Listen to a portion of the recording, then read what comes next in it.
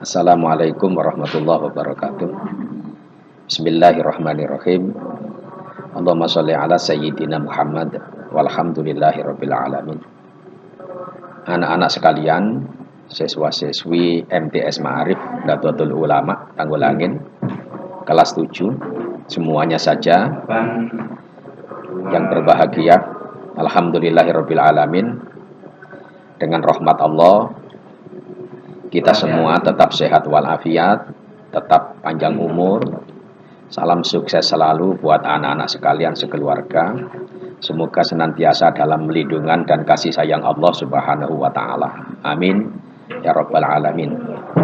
Anak-anak sekalian, untuk kali ini materi pembelajaran kita masih membicarakan bab 1, yaitu tentang ketentuan khutbah Jumat. Tujuan dari pembelajaran kita adalah yang pertama, menganalisis ketentuan sholat Jumat. Yang kedua, mengamalkan sholat Jumat sebagai bukti ketaatan pada ajaran Islam. Dalam kurung, terutama bagi laki-laki yang sudah balik dan berakal sehat. Anak-anak sekalian, anak-anak bisa melihat LKS-nya di halaman 8 sampai halaman 10. Halaman 8 sampai halaman 10 yang menjelaskan tentang ketentuan khutbah Jumat. Yang pertama, syarat khutbah Jumat. Di LKS anak-anak disebutkan bahwa khutbah Jumat itu ada beberapa syarat yang harus dipenuhi.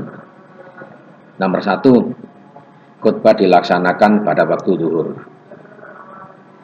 Tidak harus tepat waktu di awal waktu zuhur, selama masih ada waktu sholat zuhur, maka saat itu juga diperbolehkan untuk melaksanakan sholat Jumat. Ini yang pertama. Yang kedua, berdiri jika mampu. Jadi yang berkhutbah itu diharuskan berdiri jika tidak ada udzur kesehatan. Ketika tidak mampu berdiri, maka diperbolehkan khutbah dengan duduk. Ini yang kedua. Kemudian yang ketiga, dengan suara yang keras. Maka ini otomatis karena materi khutbah atau pesan-pesan dalam khutbah didengarkan oleh banyak orang, sehingga suara harus dikeraskan supaya nasihat-nasihat untuk ketaatan kepada Allah bisa didengarkan oleh semua jamaah. Kemudian yang keempat, khotib hendaknya duduk di antara dua khutbah. Jadi khutbah pertama selesai harus duduk, kemudian berdiri lagi baru melaksanakan khutbah yang kedua. Kemudian wajib menutup aurat.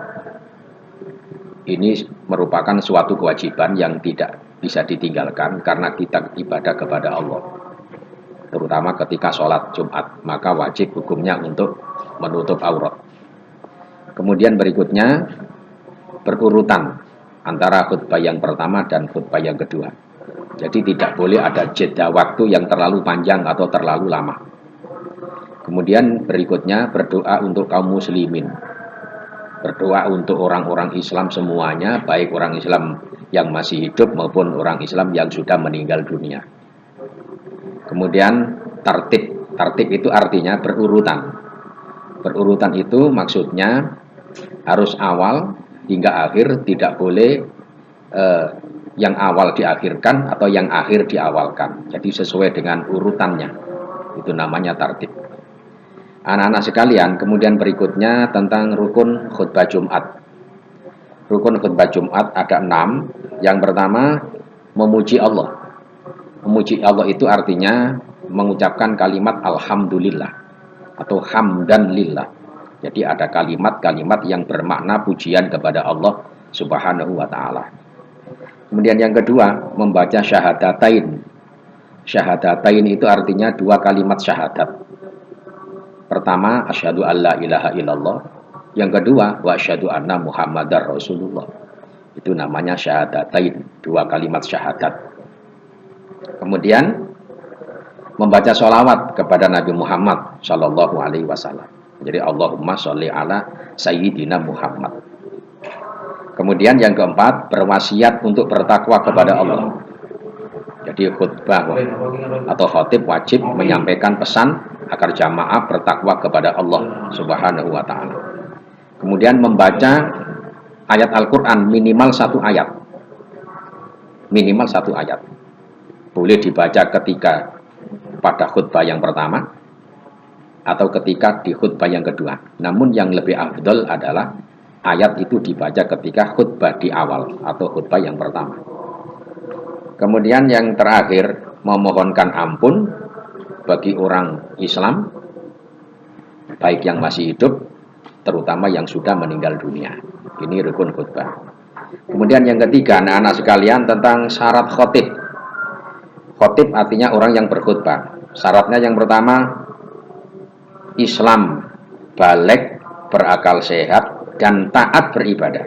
Jadi Islam sudah baligh, berakal sehat, dan taat beribadah. Artinya orang yang bertakwa. Orang Islam yang gemar melakukan dosa besar tidak boleh menjadi khotib, tidak boleh berkhutbah. Kenapa? Karena dia menyampaikan pesan takwa kepada Allah. Maka harus berangkat dari dirinya sendiri. Dia harus orang yang bertakwa kepada Allah Subhanahu wa ta'ala. Kemudian yang kedua, mengetahui syarat rukun dan sunnah-sunnah khutbah. Yang ketiga, suci dari hadas kecil maupun hadas besar, baik tempat, badan, dan pakaiannya. Anak-anak sekalian, kemudian fasih membaca atau mengucapkan Al-Quran dan hadis. Jadi bacaan Al-Qurannya baik, benar, sesuai dengan makharijul hurufnya, sesuai dengan kaidah ilmu tajwid. Itu syarat bagi khotib, fasih atau benar bacaan Al-Quran dan hadisnya. Kemudian memiliki akhlak yang mulia dalam kehidupan kesehariannya, bukan pelaku dosa besar. Orang yang melakukan dosa besar tidak boleh berkhutbah, karena dia memesankan untuk bertakwa kepada Allah. Kemudian berpenampilan baik, rapi, dan sopan. Ini syarat khotib. Kemudian yang terakhir anak-anak, tentang sunnah khutbah Jumat. Sunnah khutbah Jumat, anak-anak bisa melihat LKS-nya di halaman 9. Di situ ada 6 poin. Ini sunnah hukumnya. 1, dilakukan di tempat yang lebih tinggi atau di atas mimbar. Ini bagi yang khutbah. Jadi otomatis ditempatkan di suatu tempat atau mimbar yang lebih tinggi dengan harapan bisa diketahui oleh jamaah yang ada di belakang. Tujuannya seperti itu. Kemudian memberi salam pada permulaan khutbah Jumat. Jadi menyampaikan salam di awal khutbah itu bukan wajib, namun sunnah. Kemudian yang ketiga, menggunakan bahasa yang mudah dipahami, tidak bertele-tele. Jadi bahasanya fokus, bisa dipahami, tidak menimbulkan pertanyaan ganda, dan sebagainya. Kemudian yang keempat, disampaikan dengan kalimat yang jelas, sistematis, dan sesuai dengan kondisi. Yang kelima, materi khutbah hendaknya pendek, singkat, padat, namun penuh muatan untuk meningkatkan keimanan dan ketakwaan kaum muslimin yang sedang mengikuti sholat Jumat. Kemudian khotib disunahkan menghadap jamaah. Ini dengan tujuan supaya ada komunikasi interaktif antara khotib dengan jamaah sholat Jumat. Anak-anak sekalian, demikian materi atau ulasan singkat tentang ketentuan khutbah Jumat. Semoga menjadi ilmu yang manfaat. Salam sehat dan sukses selalu buat anak-anak sekalian. Semoga menjadi anak yang soleh solihah, sukses dunia akhirat. Amin ya rabbal alamin. Wassalamualaikum warahmatullahi wabarakatuh.